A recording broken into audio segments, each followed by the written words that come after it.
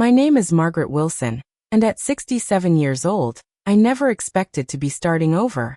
Last Sunday, I spent hours preparing a perfect family barbecue, excited to see my son Timothy and his family. Our relationship had been strained lately, but nothing prepared me for what happened when I served the meal I had lovingly prepared. As we sat down to eat, an argument erupted about my future. In a flash of rage, Timothy threw my plate to the ground, steak splattering across the patio. Want meat? Go chew it at the nursing home, you useless old woman. Before I continue my story, where are you watching from today? Hit that subscribe button if you want to hear how I turned this heartbreaking moment into the greatest blessing of my later years. The Sunday barbecue disaster didn't happen out of nowhere. To understand the full story, you need to know about our family history. I became a widow 5 years ago when my husband Robert suffered a sudden heart attack while working in the garden.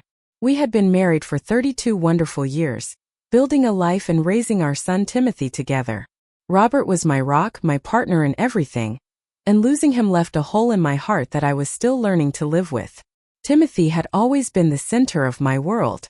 I had him young and raised him alone for the first 8 years of his life before meeting Robert. As a single mother, I worked 2 jobs to make ends meet but always made time for Timothy. I read to him every night, attended every baseball game, and made sure he never felt the absence of his father, who had abandoned us when Timothy was just a baby. When I met Robert, he embraced Timothy as his own. Together we created a stable, loving home. Robert legally adopted Timothy, giving him the father figure he desperately needed. Our modest 3-bedroom house in a quiet suburban neighborhood became the center of our family life. Robert and I worked hard to pay off the mortgage early, proud that we owned our home outright. Timothy grew into a bright young man. When he was accepted to a prestigious university, Robert and I used our savings to help pay his tuition. We didn't want him starting adult life burdened with student loans. After graduation, Timothy landed a job at a marketing firm where he met Samantha, a beautiful, ambitious woman from a wealthy family. Their wedding was elaborate, with most of the 400 guests being from Samantha's side. Robert and I contributed what we could to the celebration, even taking out a small loan to help with the costs. The newlyweds settled in a starter home, and within a few years, they blessed us with 2 grandchildren, Isabella, now 14, and Jackson, now 12. I cherished my role as a grandmother, babysitting whenever needed and hosting Sunday dinners every week. Family was everything to me, and I tried to create beautiful memories for my grandchildren just as I had for Timothy. When the children were younger, they would run into my arms when they arrived, eager to see what cookies I had baked or what new toys I had found at the thrift store. But things began to change about a year ago when Timothy received a significant promotion to executive level at his company. With his new salary came a move to Silver Lakes, an exclusive neighborhood with sprawling homes and manicured lawns. The Timothy I knew began to disappear, replaced by someone increasingly concerned with status and appearances. His visits became less frequent. When he did come, he would glance at his watch repeatedly or take business calls during dinner. He began making comments about my home being dated and suggesting I should downsize to something more manageable. At first, I dismissed these remarks as concern for my well-being, but they became more persistent and tinged with impatience. Samantha changed too. The warm, somewhat shy woman who had once asked me for cooking tips now arrived at my home with scrutinizing eyes, often rearranging my decorations or bringing store-bought replacements for my homemade dishes. "Margaret, people just don't serve Jell-O salads anymore," she would say with a tight smile. The grandchildren, once so affectionate, now barely looked up from their expensive phones. Isabella had entered her teenage years and regarded me with the cool indifference adolescents often reserve for adults. Jackson, previously my little shadow who loved helping in the garden, now complained about the lack of a swimming pool or game room at my house. Despite these changes, I held on to the Sunday family dinner tradition. It was my way of maintaining our connection, of reminding Timothy of the values Robert and I had raised him with. I kept hoping that phase would pass, that the son who once wrote me heartfelt Mother's Day cards would return. What I didn't realize then was that Timothy had been eyeing my property with growing interest. The neighborhood had become increasingly desirable as new development brought upscale shops and restaurants to the area. Houses on my street were selling for triple what Robert and I had paid decades ago. While I saw our family home filled with irreplaceable memories, Timothy had begun to see it as an asset that was, in his mind, being wasted on an aging widow. In the months leading up to that fateful Sunday barbecue, Timothy had dropped hints about retirement communities, assisted living facilities, and how people his age were worried about their parents living alone. Each time, I gently but firmly explained that I was in good health, had friends nearby, and loved my home and garden. I had no intention of leaving the house where I had raised my family, and where I could feel Robert's presence in every room. The tension between us grew with each conversation, but I never imagined how dramatically things would escalate. Looking back, I should have seen the warning signs. The last straw was about to break, and my life was about to change in ways I never could have anticipated. The Sunday of the barbecue dawned bright and clear, one of those perfect early summer days that seem made for outdoor gatherings. I woke up early, excited despite the recent tension with Timothy. Maybe today would be different. Maybe the beautiful weather and delicious food would bring back the warmth and connection our family once shared. I had been planning this barbecue for weeks, determined to make it special. The night before, I had carefully marinated 4 thick ribeye steaks in a recipe Robert had perfected over years of summer cookouts. The marinade was his secret pride, a blend of soy sauce, Worcestershire, brown sugar, garlic, and a splash of bourbon that always made the meat tender and flavorful. That morning I started early with the sides. I peeled and diced potatoes for my homemade potato salad, the one Timothy had always requested for his birthday dinners growing up. As I chopped celery and onions, I found myself humming, transported back to happier times when Robert would be beside me, sneaking tastes and making me laugh. My hands moved automatically through the familiar motions of mixing mayonnaise, mustard, and spices, while my mind wandered through memories of past family gatherings. Next came the baked beans with bacon and maple syrup, another family favorite. I remembered how tiny Isabella had once declared them the best beans in the universe, and asked for the recipe to take to the moon when she became an astronaut. Those days of childhood imagination and wonder seemed so distant now. For dessert, I baked an apple pie from scratch. The process of peeling apples, rolling out dough, and creating the lattice top was therapeutic. Robert always said my pie crust was magical, like biting into a buttery cloud. I made it exactly as I always had, hoping the familiar taste might reawaken something in Timothy, remind him of the love baked into every family meal. With the food preparations complete, I turned my attention to the backyard.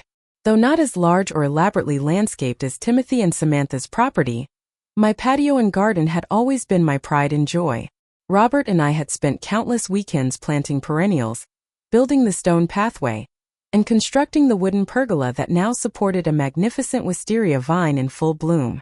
I swept the patio clean, wiped down the outdoor furniture, and set the table with my cheerful yellow placemats and the sturdy dishware we reserved for outdoor dining. In the center, I placed a vase filled with fresh-cut zinnias and black-eyed Susans from my garden. Everything looked inviting and festive, ready for a day of family connection. Timothy had texted that they would arrive at 1 o'clock, so I was surprised when 1:30 came and went with no sign of them. At 1:45, I heard the distinctive sound of his luxury SUV pulling into the driveway. They filed out of the vehicle without the usual shopping bags containing wine or dessert they sometimes brought to our gatherings. Timothy was dressed in designer casual wear that probably cost more than my monthly pension, while Samantha wore white pants and a silk blouse that seemed impractical for a backyard barbecue. "Sorry we're late," Timothy said without offering an explanation. He immediately frowned at the flowering bushes along the fence line. "Mom, those shrubs are completely overgrown. This place is starting to look abandoned." My heart sank at this greeting, but I forced a smile. The bees and butterflies love them this way. "Come on in, everything's ready." Samantha air-kissed my cheek, then glanced around with poorly concealed disapproval. "You really should consider one of those maintenance services, Margaret. They're not that expensive, and it would take this burden off your hands."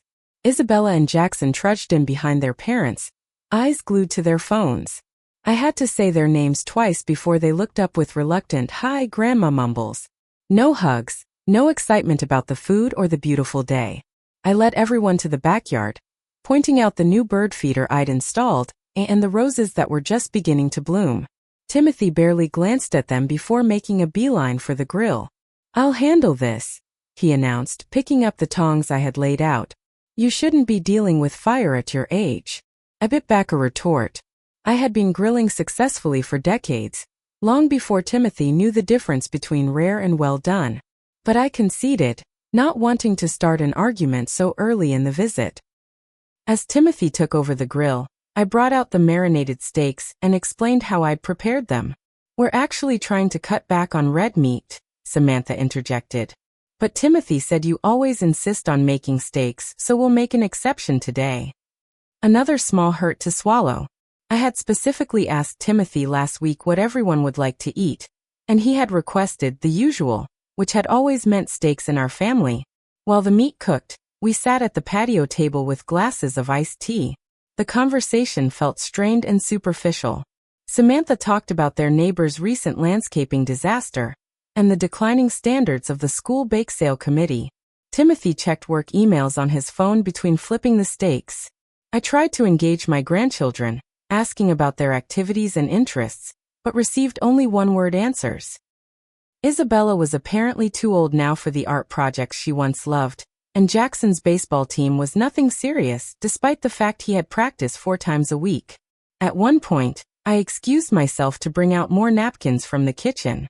As I returned through the back door, I overheard Timothy speaking quietly, but intensely to Samantha. "We need to discuss the house situation today. The Miller's property down the street just sold for $800,000. This lot could be worth even more with the corner position." "Don't push too hard," Samantha whispered back. "You know how stubborn she gets." They quickly changed the subject when they noticed me, but the damage was done. My suspicions were confirmed. This wasn't just about concern for my well-being. They had plans for my property. The home Robert and I had lovingly maintained for 40 years was now just a valuable asset to them. An inheritance Timothy was impatiently waiting to claim. With a heavy heart, I placed the napkins on the table and announced that the food was ready to be served. Little did I know that the worst was yet to come, and that this carefully prepared meal would end in a way I could never have imagined. We gathered around the patio table as Timothy began serving the steaks. I noticed immediately that he gave me the smallest, most well-done piece, despite knowing I preferred medium rare like his father had. Isabella wrinkled her nose at the potato salad, while Jackson pushed the baked beans to the side of his plate without even tasting them. "Mom, you should take the small portion," Timothy said with a condescending smile. "Got to watch those calories at your age. Metabolism slows down, you know." I felt my cheeks flush with embarrassment, but managed a tight smile. "I'm actually quite active, Timothy. The community center has a wonderful senior fitness program." Samantha perked up at this opening. "Speaking of senior programs, have you given any more thought to that Golden Sunset Village we told you about? They have fitness classes specifically designed for people in your age bracket." I took a sip of water, trying to remain calm. "I'm perfectly happy here in my home. I have no need for assisted living." Timothy set down his fork with a clank. "Mom, be reasonable. That place is top-notch. Private apartments, restaurant-quality dining, medical staff on call. You'd have company your own age instead of rattling around this big house alone." "I'm not alone," I countered. "I have friends in the neighborhood. My book club meets weekly. I volunteer at the library. My life is full right here." Jackson, surprisingly, looked up from his phone. "But Grandma, don't you get scared being by yourself? What if you fall or something?" Before I could answer, Timothy jumped in. "Exactly. Mom, accidents happen. Last week Mrs. Peterson from your church fell and wasn't found for 2 days. Is that what you want to happen to you?" "That's completely different," I said firmly. "Elaine Peterson is 92 with advanced osteoporosis. I had my physical last month, and Dr. Richards said I'm in excellent health for my age." "For your age," Timothy repeated with emphasis. "That's the point. You're not getting any younger." I could feel my patience wearing thin. "None of us are, Timothy. That's how time works." Samantha gave a little laugh that didn't reach her eyes. "Margaret, we're just concerned about your future." These big old houses require so much maintenance. The stairs could become dangerous. The yard work is clearly too much for you already. I straightened in my chair. I've been saving to have the back steps repaired next month. And I'm considering hiring a neighborhood boy to help with the heavier yard work. Timothy's face darkened. You're spending money on house repairs? Mom, that's throwing good money after bad. This place will eventually be sold anyway. Why not sell now while the market is hot and use that money to secure a spot at Golden Sunset? The truth was finally out in the open. I took a deep breath. Timothy, this is my home. Your father and I worked very hard to pay it off. I have no intention of selling it until I decide the time is right, if ever. But that's so selfish. Timothy exploded, louder than I'd expected. Do you have any idea what this property is worth now? Why waste that asset sitting on it until you're forced to leave? By then, who knows what the market will be like? I stared at my son, barely recognizing him. Selfish? To want to live in my own home? The home where I raised you? Yes, selfish, he shot back. You're sitting on our inheritance, letting it depreciate because you're too stubborn to see reason. The word inheritance hung in the air like a thunderclap. Isabella and Jackson had stopped eating, their eyes wide as they watched the argument unfold. Your inheritance? I repeated slowly. Robert and I worked our entire lives to create this home. It was never an investment property. It was where we built our family, our memories. And now Dad is gone, and you're just one person in a 4-bedroom house while we're stretched thin with private school tuition and property taxes in Silver Lakes. Timothy's face had turned red. I set down my fork carefully. Your financial choices are not my responsibility, Timothy. No one forced you to buy the biggest house in the most expensive neighborhood. We bought that house to give our children opportunities. Timothy shouted. The kind of opportunities Dad and you always wanted for me. But now when we could use some help, you're hoarding assets for no reason. I am not hoarding anything, I said, my voice trembling slightly. And I'm not having this conversation during what was supposed to be a family meal. When should we have it then, Mom? You shut down every attempt to discuss your future. Meanwhile, you're making financial decisions that affect all of us without any consultation. I stood up slowly. The only person entitled to make decisions about my home is me. And I've made my decision. I'm staying here. What happened next will be forever burned in my memory. Timothy's face contorted with rage. He stood up abruptly, grabbed my plate, and hurled it to the ground. The ceramic shattered on the patio stones, sending my steak and potato salad scattering across the bricks. The sound seemed to echo in the sudden silence. Want meat? He shouted, his voice unrecognizable with fury. Go chew it at the nursing home, you useless old woman. You're just wasting space and resources that could be helping your family. I gasped, physically rocking back as if he had struck me. The shock of his words, the public humiliation in front of his wife and children, the utter disrespect from the son I had sacrificed so much for. It was overwhelming. I felt tears spring to my eyes, but fought to maintain my composure. For several seconds, no one moved or spoke. Isabella's mouth hung open in shock. Jackson looked down at his lap, his face bright red with embarrassment. Samantha finally broke the silence with a weak attempt to smooth things over. Timothy, that was completely unnecessary, she murmured, not meeting my eyes. Margaret, he didn't mean that. We're all just a little stressed about finances lately.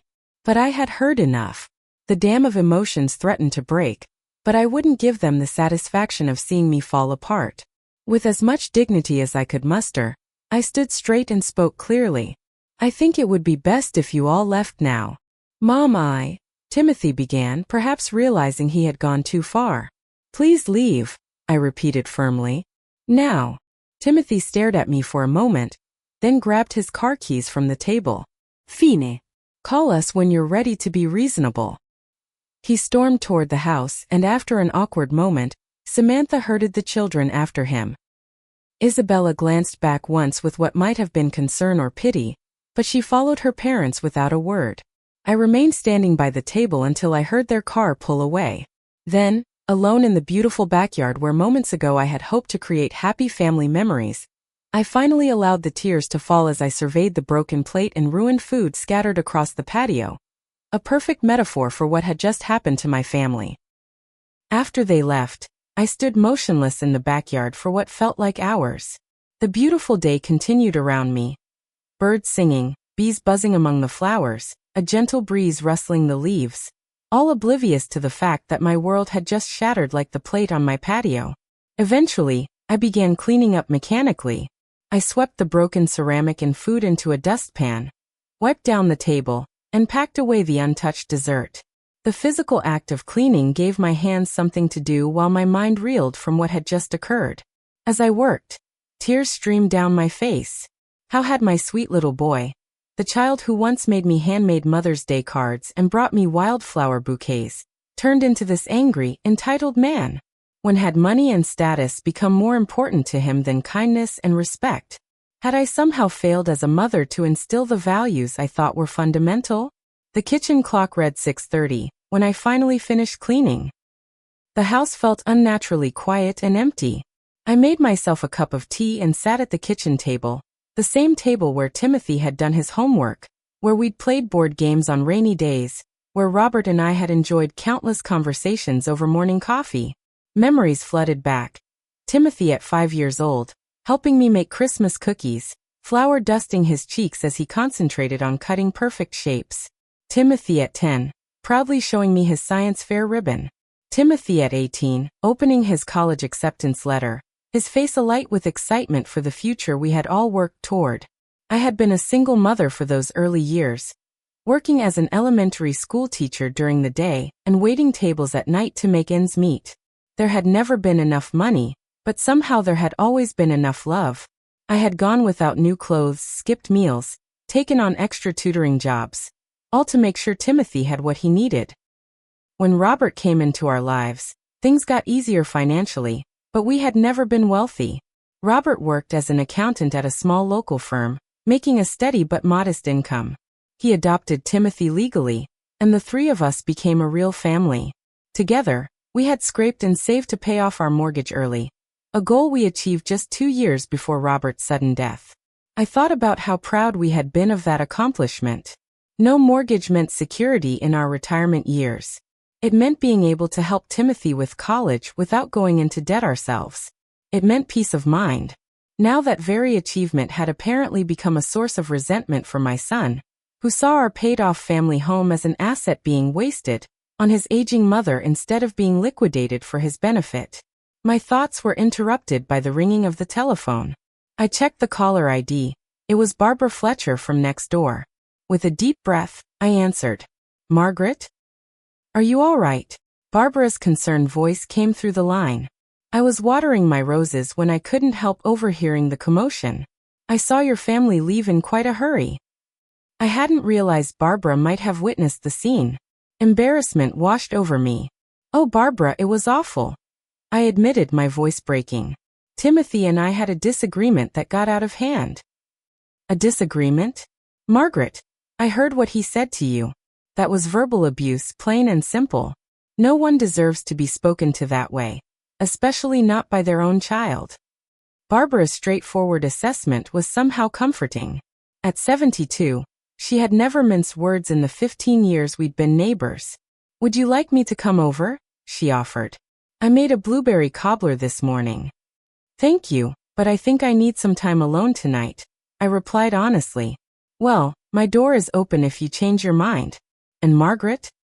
Don't you dare think for 1 minute that you deserve any of what happened today. That boy needs to remember who raised him and gave him every opportunity in life." After hanging up, I found myself unable to sit still. I wandered through the house, touching familiar objects, looking at photographs. In the study, I opened the filing cabinet where Robert and I kept our important documents. I pulled out the house deed, insurance papers, and our wills. Everything was in order, just as Robert had always insisted it should be. My name was the only one on the house deed now. According to our will, Timothy would inherit the house and all our assets upon my death. That had seemed natural and right when we drafted the document. Now I wasn't so sure. Past midnight, still unable to sleep, I went to our bedroom closet and pulled down the old wedding album from the top shelf. Robert and I had married at the local Methodist church, with 12-year-old Timothy serving as best man. The photos showed us all beaming with happiness, a new family officially united. As I turned the pages, a sealed envelope fell out. My name was written on it in Robert's distinctive handwriting. With trembling fingers, I opened it to find a letter I had never seen before. "My dearest Margaret," it began. "If you're reading this, it means I'm gone, and you've turned to our memories for comfort. First, know that loving you and Timothy has been the greatest joy of my life. I couldn't have asked for a better family." Tears blurred my vision as I continued reading. "I've always admired your strength and selflessness, how you put everyone else first. But sometimes I worry you forget about your own happiness. So here's my final wish for you. Live fully, Margaret. Don't exist solely for Timothy or even for my memory. Travel if you want to. Move to the beach you've always loved. Sell the house if it becomes a burden. Your life is your own, and you've earned the right to live it exactly as you choose. All I ever wanted was your happiness. Love always, Robert." I clutched the letter to my chest, sobbing openly now. Even from beyond, Robert understood what I needed to hear. He was giving me permission to prioritize myself, something I'd rarely done in my 67 years. As the first light of dawn filtered through the curtains, clarity began to emerge from the emotional chaos of the previous day. Timothy's behavior wasn't just about the house or money. It was about respect, or rather, the profound lack of it. He saw me not as a person with my own legitimate desires and needs, but as an obstacle to his financial goals. A problem to be managed and eventually moved to a convenient facility. I had spent my entire adult life putting my child first. I had no regrets about that. It was what parents do. But I realized with sudden certainty that accepting disrespect and emotional abuse was not what parents should do. It wouldn't help Timothy grow as a person. It wouldn't model healthy relationships for my grandchildren. And it certainly wouldn't honor the life Robert and I had built together. As the sun rose fully, casting golden light across my bedroom, I made my decision. I would not be spending my remaining years being treated as a burden or an inconvenience. I would not be emotionally manipulated into giving up my home before I was ready. And I would not allow Timothy to believe that his behavior was acceptable. It was time for a change, but not the one Timothy had been pushing for. With newfound determination, I got dressed, made a strong cup of coffee, and began making lists. By 8 o'clock I had a plan, and by 9, I was making my first phone call. For the first time since Robert died, I felt truly alive again. There was fear in my decision, certainly, but also a sense of power and possibility that I hadn't experienced in years. Whatever happened next, I would be the one directing my future. Not my entitled son, not societal expectations about aging, not even the ghost of my former self. Just me, Margaret Wilson, making a stand for the respect and dignity I deserved. The moment the clock struck 9 on Monday morning, I picked up the phone and dialed Grace Peterson, a realtor who had recently helped Barbara sell her rental property. My hands were trembling slightly, but my voice was steady when she answered. "Grace, this is Margaret Wilson from Maple Street. I'd like to discuss putting my house on the market. How soon could you come by for an evaluation?" Grace, efficient and enthusiastic, arrived at my door by 10:30. She walked through the house with a professional eye, making notes and taking photographs. The kitchen needed updating, she noted, but the hardwood floors throughout were a major selling point. The mature landscaping and corner lot position were significant assets. The neighborhood had become increasingly desirable as younger professionals sought homes in established areas with character rather than the cookie-cutter developments springing up on the outskirts of town. "Margaret, I'll be honest with you," Grace said as we sat at my kitchen table afterward. "With the current market, this house could sell for at least $700,000, possibly more with the right buyer. The location alone is gold. Have you thought about where you'll move to?" I hadn't gotten that far in my planning, but I had a kernel of an idea. "I have a friend in Florida near Sarasota. Jennifer and I taught together for 20 years before she retired to the Gulf Coast. She's been inviting me to visit for ages." Grace nodded approvingly. "Florida would give you a lot more buying power with the proceeds from this sale. You could get a lovely place there and still have a substantial amount to invest for your future." After Grace left, promising to have preliminary paperwork ready by the next day.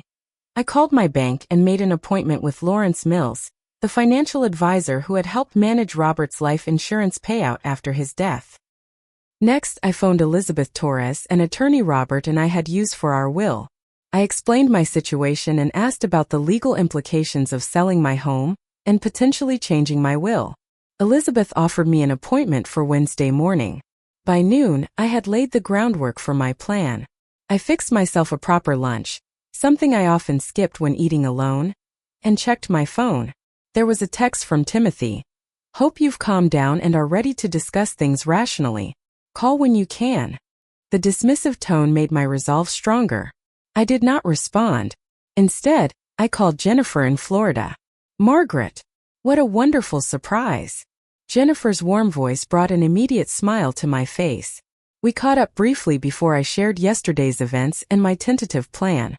"Oh, Margaret," she gasped when I described Timothy's outburst. "How absolutely dreadful. But I have to say, I'm proud of you for standing up for yourself." "I'm still figuring things out," I admitted. "But I'm seriously considering a move to your area. Is that retirement community you live in still accepting new residents?" "Pelican Bay Shores?" "Absolutely. There's actually a lovely condo available just 3 doors down from me. 2 bedrooms, a sunroom, and a small patio with a view of the community garden. The beach is a 10-minute walk away." The idea of living near the ocean, something I'd always dreamed of, sent a thrill through me.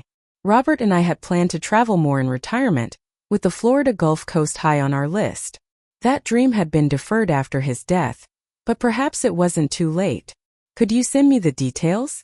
And maybe check if they'd let me rent for a few months before buying? I'd like to make sure it's the right fit." "I'll do better than that," Jennifer said enthusiastically. "I'll speak directly with the management office.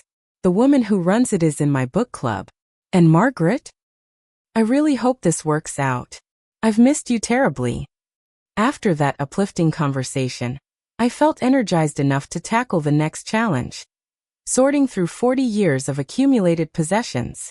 I started with the easier spaces, the linen closet, the guest room, the bookshelves in the living room. I created 3 categories: keep, donate, and sell. The process was both emotional and liberating. Each item held memories, some bitter, some sweet. The china set we'd received as a wedding gift but rarely used. Timothy's old sports trophies, stored in the attic. Robert's collection of vintage cameras that I'd kept untouched since his death. I worked methodically through the afternoon, filling boxes and trash bags. When I reached our bedroom, I paused at the closet that still held Robert's clothes. I had kept them all this time, unable to part with this tangible connection to him. Now I gently removed each item, folding sweaters and hanging shirts in a box for donation. It was time to let go, not of the memories or love, but of the physical remnants that had kept me anchored to the past. By evening, I had made significant progress, though many spaces remained to be sorted. My phone showed 3 missed calls from Timothy and another text asking why I wasn't responding. I still wasn't ready to speak with him. Tuesday brought a flurry of activity. I met with Lawrence at the bank, who helped me understand how the proceeds from the house sale could be invested to provide additional income during my retirement years. I contacted a moving company for an estimate. Jennifer called with exciting news. The Pelican Bay Shores condo was available for a 3-month rental with an option to buy, and they could have it ready by the end of the month. Grace, the realtor, returned with listing documents, professional photographs, and a suggested asking price of $750,000. "The market is hot right now," she explained. "I have several clients already looking for exactly this type of property. With your permission, I'd like to list it as coming soon today, with formal showings to begin next Monday." I took a deep breath and signed the paperwork. It was really happening. Wednesday morning, I met with Elizabeth Torres to update my will. The original document left everything to Timothy, with provisions for the grandchildren's education if he preceded me in death. After careful consideration, I made changes to ensure my assets would be more thoughtfully distributed. Half would still go to Timothy, but the other half would be divided between a trust for the grandchildren's education and several charities, including the Literacy Foundation where I had volunteered for years. "Are you sure about these changes, Margaret?" Elizabeth asked kindly. Family disputes over inheritance can become quite bitter. I'm sure, I replied firmly. Timothy needs to understand that respect isn't optional in our relationship, and that my assets are mine to distribute as I see fit. His children deserve direct provision for their education regardless of their parents' financial choices. By Wednesday afternoon, my phone was ringing constantly with calls from Timothy. I finally texted him briefly. I'm taking some time to think. I'll contact you when I'm ready to talk. His immediate response was telling. What are you doing? Mrs. Geller said there's a realtor sign in your yard. Call me right now. I turned off my phone. Thursday brought an unexpected development. Grace called, her voice bubbling with excitement. Margaret, you won't believe this. We haven't even officially listed the house yet, and I already have an offer based just on the coming soon notice and exterior photos. A couple relocating from Chicago for work. They're offering $20,000 above asking price with a flexible closing date if you need time to relocate. They fell in love with the neighborhood and the classic architecture. I sat down, overwhelmed by how quickly things were moving. That's incredible. Should I tell them you're considering it? They're eager to secure a house in this area before school starts in the fall. After a moment's thought, I agreed. By Thursday evening, I had accepted the offer, with a closing date 6 weeks away. Plenty of time to finalize my Florida arrangements and complete the enormous task of sorting through decades of possessions. The speed and decisiveness of my actions surprised even me. Just 5 days ago, I had been preparing a family barbecue, hoping to strengthen bonds with my son and his family. Now I was selling my home and planning a move to Florida. The contrast was jarring, but underneath the whirlwind of activity was a growing sense of empowerment. For years after Robert's death, I had existed in a holding pattern, maintaining routines and traditions while gradually allowing Timothy's opinions and preferences to overshadow my own. The shock of Sunday's confrontation had broken that pattern, forcing me to reevaluate not just my relationship with my son, but my entire approach to this chapter of my life. Robert's letter had given me permission to prioritize my own happiness. Timothy's cruel words had severed the emotional chains of obligation and guilt that had kept me from making changes. Now, with each phone call, each signature on a document, each box packed, I was reclaiming control of my life. I still loved my son deeply. I treasured my grandchildren, but I would no longer sacrifice my dignity and self-respect for a relationship based on manipulation and disrespect. If we were to have a meaningful connection moving forward, it would have to be built on new terms that included mutual respect and recognition of my autonomy. As I sealed another box of books, I noticed Timothy's old college yearbook. I opened it to find a quote he had highlighted all those years ago. The greatest gift you can give another is the purity of your attention. I wondered when he had forgotten that wisdom, and whether he might someday remember it again. The for sale sign appeared in my front yard on Friday morning. By noon, my phone was exploding with notifications. Timothy had called 28 times in the span of 3 hours. His voicemails evolved from confused, "Mom, what's going on? Why is there a realtor sign in your yard?" to angry, "You can't just sell the house without discussing it with me first," to panicked, "Mom, please call me back. We need to talk about this." Samantha had called twice and sent several texts, her tone artificially sweet. "Margaret, we're concerned about you. These hasty decisions aren't like you. Let's meet for coffee and talk things through." Even Isabella had sent a message. "Grandma, are you okay? Dad is freaking out." I wasn't intentionally punishing them with silence. I simply needed time to strengthen my resolve before engaging in what would undoubtedly be a difficult conversation. I sent brief responses to Isabella and Jackson, assuring them I was fine and that I loved them, but I continued to let Timothy's calls go to voicemail. Around 5 that evening, my doorbell rang. I opened it to find Barbara holding a casserole dish. "Thought you might need some dinner," she said, stepping inside without waiting for an invitation. "The vultures are circling. Timothy drove by 3 times today, slowing down to stare at the sign. I figured you could use some reinforcements." We ate at my kitchen table, now surrounded by half-packed boxes. Barbara had brought her famous chicken and rice casserole and a bottle of white wine. The simple meal and supportive company were exactly what I needed. "Have you told him yet?" Barbara asked as we finished eating. I shook my head. Not directly. He knows about the sign, obviously, but I haven't confirmed I'm selling or discussed my plans. Well, prepare yourself, she warned. Because if I know Timothy, he'll be showing up here any minute now that he's seen your car in the driveway. Barbara's prediction proved accurate. We were washing dishes when headlights swept across the kitchen window, followed by the sound of a car door slamming and hurried footsteps up the front walk. The doorbell rang 3 times in rapid succession. Want me to stay? Barbara offered. I appreciated her support, but knew this was a conversation I needed to handle alone. I'll be fine. Thank you for dinner, and for being such a good friend.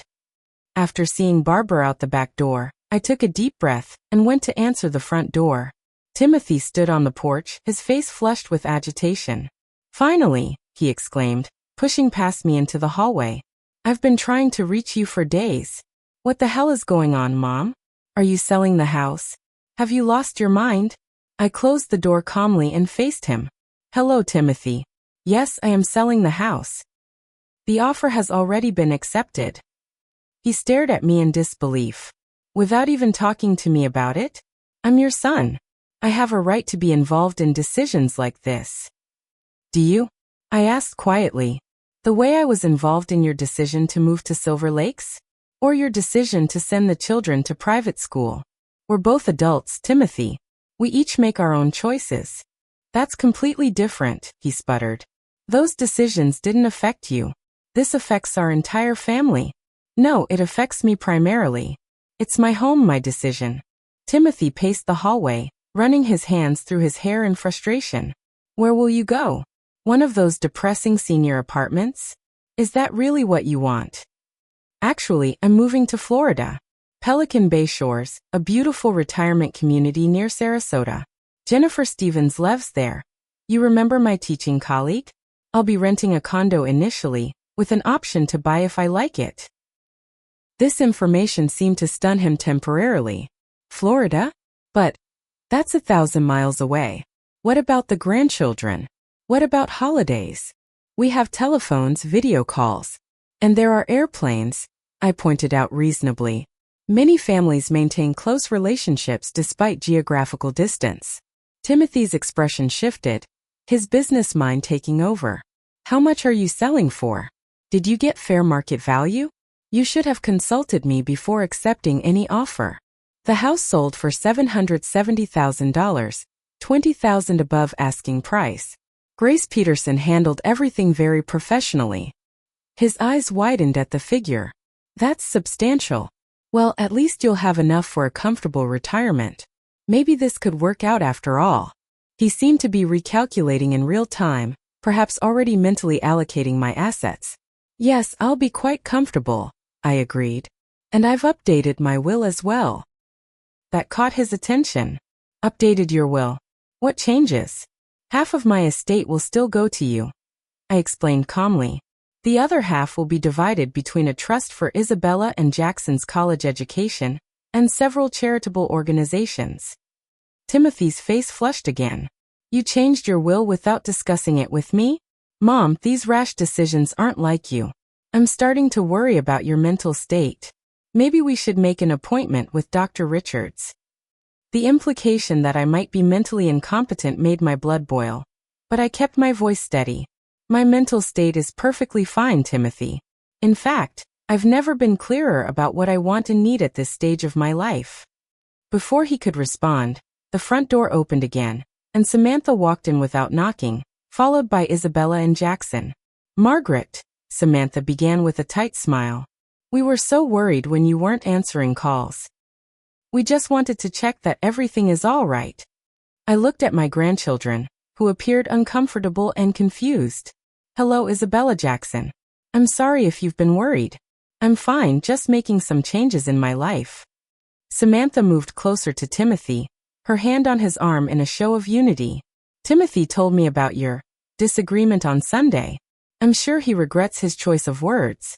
We all say things we don't mean when we're frustrated. It wasn't just words, Samantha, I replied. It was the disrespect behind them. The expectation that I should arrange my life for everyone else's convenience and financial benefit.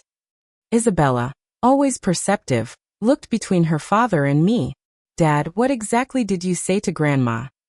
Timothy shifted uncomfortably. It was nothing, just a heated moment. Your grandmother is overreacting by selling her house and moving to Florida. Did you really throw her food on the ground? Jackson asked suddenly. And call her useless? The directness of the question left Timothy momentarily speechless. I hadn't told the children those details, so someone else must have. Perhaps Barbara had mentioned it to another neighbor who knew the family. I lost my temper, Timothy admitted grudgingly. But that's no reason for her to upend everything and move 1,000 miles away. Samantha attempted to redirect the conversation. Margaret, we understand you were hurt. But surely we can work this out without such drastic measures. The children would be devastated to have you so far away. I looked at my grandchildren, who had been largely ignoring me for months. I'll always be your grandmother, no matter where I live. And you'll always be welcome to visit me. I'll have a guest room ready anytime you want to see the beach. Isabella's eyes lit up slightly at the mention of the beach, but she quickly composed her expression when her mother glanced at her.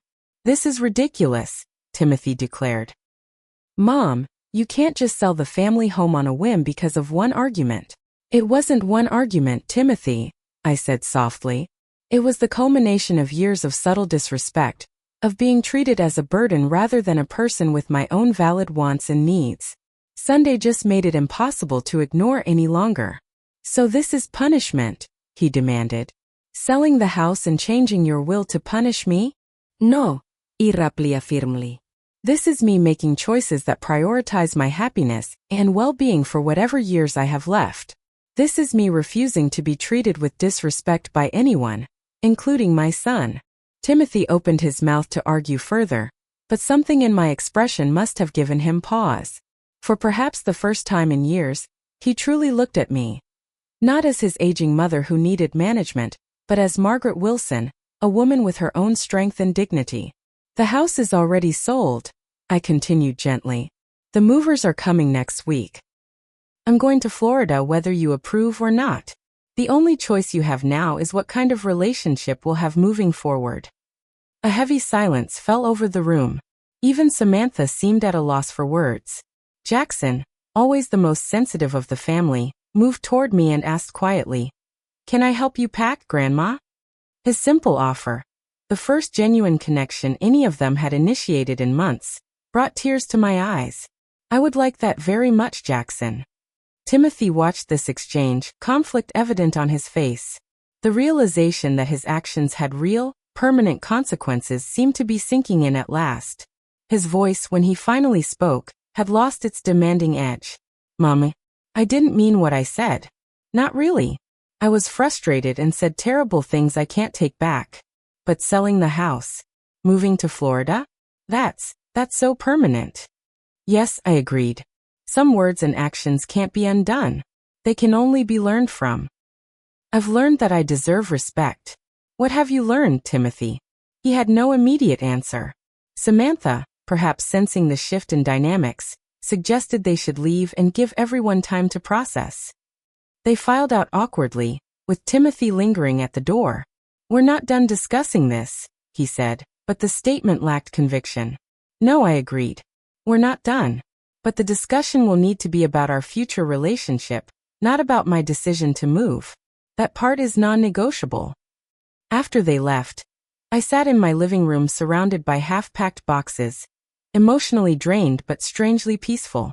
For the first time in years, I had stood my ground completely, without wavering or accommodating others at my own expense.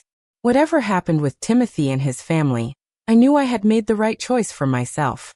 The path forward would be challenging, but it would be my path, chosen with clear eyes and an open heart. 6 weeks passed in a blur of activity. The closing on my house went smoothly, with the proceeds safely invested according to Lawrence's advice. The movers came and went, packing my carefully curated possessions for the journey to Florida. I kept only what truly mattered to me now. Family photographs, a few pieces of furniture with sentimental value, Robert's leather reading chair, and select mementos that represented the best of my life's memories. The morning of my departure arrived with perfect late summer weather. I stood in the empty house, saying a private goodbye to the home that had sheltered so many years of my life. Each room echoed with memories: Christmas mornings, birthday celebrations, quiet evenings with Robert, Timothy's first steps across the living room floor. I wasn't leaving those memories behind. They would travel with me wherever I went. Barbara waited outside to drive me to the airport. We had promised to call weekly and visit annually. "This neighborhood won't be the same without you," she said, hugging me tightly. "But I'm so proud of what you're doing." Timothy and his family had maintained a strained relationship with me during the weeks of preparation. He had called several times, his approach evolving from attempts to change my mind to reluctant acceptance. 3 days before my departure, he had visited alone, without Samantha. "I still don't understand why you need to move so far away," he had said, standing awkwardly in the nearly empty living room. "I know," I had replied simply. "Someday perhaps you will." Now, as Barbara drove me away from the house for the final time, I felt a complex mixture of emotions: grief for what had been lost, anxiety about the unknown future, but predominantly, a sense of liberation and possibility that I hadn't experienced in decades. Jennifer was waiting at the Sarasota airport, waving enthusiastically as I emerged from the terminal. Her familiar face, though now more lined than when we had taught together, brought tears of joy to my eyes. "Welcome to your new life," she exclaimed, embracing me. "The moving truck arrived yesterday. Your furniture is all set up, and I stocked your refrigerator with essentials. You're officially a Florida woman now." The drive to Pelican Bay shores revealed a landscape utterly different from my Midwestern hometown. Palm trees swayed against a brilliant blue sky. Colorful bougainvillea cascaded over walls and fences. The air smelled of salt and sunshine. My new home was a revelation. The 2-bedroom condo was smaller than my house but perfectly sized for my needs. Large windows filled the rooms with natural light. The small patio overlooked a beautifully maintained garden where butterflies flitted among tropical flowers. And just as Jennifer had promised, the beach was a short walk away. "What do you think?" Jennifer asked as we stood in the living room where the movers had arranged my furniture. "It's perfect," I whispered, overcome with emotion. "Absolutely perfect." That evening, Jennifer took me to the community welcome dinner, where I met a dozen neighbors who greeted me with genuine warmth. There was Elaine, a retired nurse who coordinated the community's walking club; Marcus, a former history professor who organized weekly documentary viewings; Susan and David, a couple who had moved from Minnesota 5 years earlier and never regretted it. "You'll find your people here," Jennifer assured me as we walked back to our condos under a star-filled sky. "And you'll find yourself again, too." She was right. The days and weeks that followed brought a gradual but profound transformation. I joined the morning beach walking group, feeling my body grow stronger with each passing day. I volunteered at the local literacy council, using my teaching skills to help adults learning to read. I took a watercolor class and discovered, to my surprise, that I had a modest talent for capturing the vivid Florida sunsets. Most significantly, I found myself laughing again, genuine, spontaneous laughter that bubbled up from a place of authentic joy. The weight of tension and disappointment that had shadowed my interactions with Timothy lifted, allowing space for new connections and experiences. For 2 weeks, I heard nothing from Timothy or his family. Then, on a Tuesday morning, my phone rang with his number. "Mom." His voice sounded uncertain, almost childlike. "How are you?" "I'm well, Timothy." "Very well, actually." "Oh, that's good." A pause. "The house sold. The new family moved in last weekend. They have 2 young children." "I'm glad," I said sincerely. "That house should have children in it again." Another pause. "I've been thinking a lot about what happened. About what I said." "Yes. I was wrong," he admitted, the words coming with obvious difficulty. "Not just about what I said at the barbecue, but about how I've been treating you for a long time. Samantha and I have been seeing a marriage counselor, and he helped me see some things about myself that aren't flattering." It wasn't a complete apology, but it was a start. "Self-awareness is valuable, Timothy." "The kids miss you," he continued. Isabella asked if we could visit during their fall break. Would that be all right? The request surprised and touched me. I would love that. There's a lovely guest room here, and the beach is beautiful in October. We spoke for nearly an hour, our conversation more genuine than any we'd had in years. Timothy talked about work pressures, financial anxieties, and his fear of not measuring up to the affluent families in his neighborhood. I shared stories of my new community and activities. Neither of us mentioned the inheritance or the changes to my will. Those conversations could wait for another day. When the call ended, I sat on my patio watching butterflies dance among the flowers, reflecting on the remarkable journey of the past 2 months. A family argument that had seemed catastrophic had ultimately catalyzed the most positive change in my life since Robert's death. By standing up for myself, I had not only improved my own circumstances, but potentially set in motion healing changes for Timothy as well. The first holidays were challenging but surprisingly rewarding. I declined Timothy's invitation to fly back for Thanksgiving, suggesting instead that we wait for their planned visit during the children's spring break. Jennifer and I joined a community Thanksgiving dinner, where I met even more neighbors and cemented new friendships. Christmas brought video calls with Timothy's family. Isabella proudly showed me her artwork from school, while Jackson detailed his baseball team's recent victories. Timothy and Samantha seemed more relaxed, less focused on appearances than in recent years. Perhaps the shock of almost losing their connection to me had prompted reflection for them as well. As winter transformed into spring, my new life took deeper root. I celebrated my 68th birthday with a small gathering of new friends on the beach. Jennifer brought a cake, and we watched the sunset while sharing stories and laughter. Later that evening, Timothy called with birthday wishes, his voice warm with genuine affection that had been missing for too long. "We're looking forward to our visit next month," he said. "The kids talk about it constantly." "I can't wait to show them the beach," I replied, "and to introduce them to my friends here." "Mom," Timothy said hesitantly, "I want you to know that I'm sorry. Truly sorry. Not just for what I said that day, but for how I made you feel for years before that. I got caught up in what I thought success should look like, and I lost sight of what really matters." The apology, long overdue but heartfelt, brought tears to my eyes. "Thank you, Timothy. That means a great deal to me. I'm trying to be better," he continued. "For Samantha, for the kids, and for you." After we hung up, I walked out to my patio under the Florida stars, thinking about the remarkable journey that had brought me here. What had begun as a painful rejection had transformed into an unexpected liberation. By refusing to accept disrespect, I had opened the door to a life more authentic and joy-filled than I could have imagined. The path hadn't been easy. There had been tears, doubts, and sleepless nights.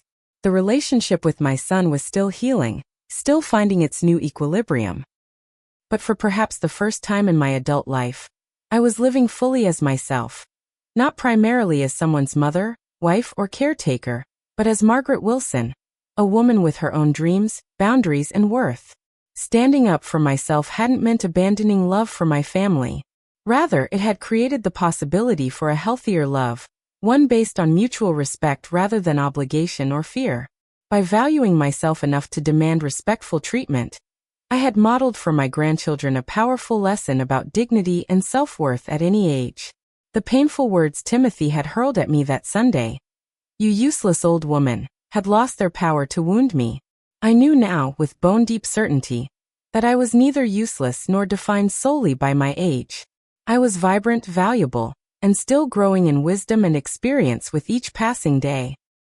As I watched the moon's reflection shimmer on the gentle waves of the Gulf, I silently thanked Robert for his final gift, the permission to prioritize my own happiness. And I thanked myself, the part of me that had found the courage to make this journey, to turn hurt into healing, rejection into renewal. Life would continue to bring challenges, of course. Relationships would require ongoing work. Aging would bring its inevitable difficulties. But I would face whatever came next with the knowledge that I was stronger than I had realized, more resilient than I had known.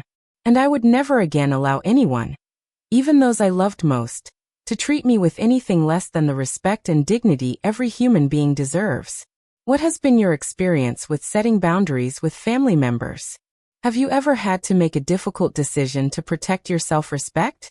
Share your thoughts in the comments below. And if this story resonated with you, please like, subscribe, and share with someone who might need to hear that it's never too late to stand up for yourself and create a life filled with joy and dignity. Thank you for listening to my journey, and remember, respect isn't optional in healthy relationships, no matter your age.